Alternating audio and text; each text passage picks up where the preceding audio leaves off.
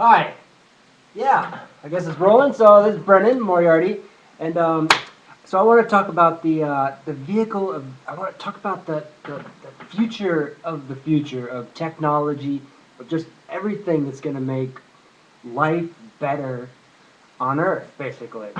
When I came to this planet, I was like, I'm going to make it better, you know.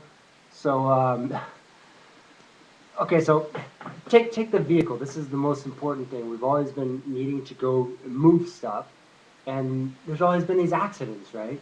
And then people start making vehicles that are uh, custom, sort of unique, all these extreme shapes and stuff like that, right? So the vehicle of the future is like that. The architecture of the future, like the Wren, um, to just basically have a universal system where everyone can move, and it's based not so much on your your willingness to sort of gun it or anything like that, but rather more on your personal needs, your personal value, virtue, um, just what your purpose is basically, and and then the energy amounts are much less. Harmony, society and harmony is just going to be much more. Just a little note here, I was warned not to eat anything, but I had a bunch of tomatoes, peaches, prunes, a little bit of pastry, lots of butter on that pastry, and a coffee. Whew! And I just felt that I kind of caught a little conversation about some car insurance. And so think about if you didn't need car insurance, if rather there was a system of assurance where you can relax and face the world, not through a windshield, but through a community sort of reality. Just okay. So I thought I had it going on here. I waited about a minute too long, but okay. So it's all these yeah, I totally lost it here. But anyways, the technology, the 5 points of humanity, nationalism, new world normalcy, second world engineering. That's the engineering, vehicles, real estate, all this stuff, all these products that we greed for. And then the fourth one, marriage. Why isn't everyone in love? And then the fifth one is you know the different, the gifted, the people who are so different. We're amazed, but we want them to be happy. We don't want to have war. We want to have we don't want to have a moralization equation rationalization. Okay, I know it's a ball of wax, but um, yeah, we have to connect all of humanity through technology, through polytechnology, which is quantified. You got that 5 points. You could have five within there. It could be like a cube. It's like what 25 little pieces of pure humanity. I'm not sure that's the five 5 by 5 is sort of like one too many cups of coffee, I guess. But so that's really this technology. It's not if, but how, and basically how and to make a system that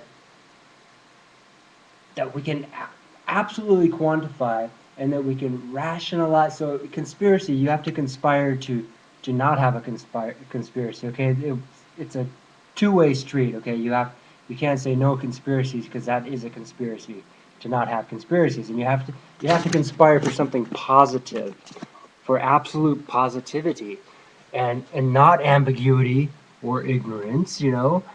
And this is very difficult because you have that new world normalcy, these threads that, like a tracers or something like that, right? That's like a blur, if you will.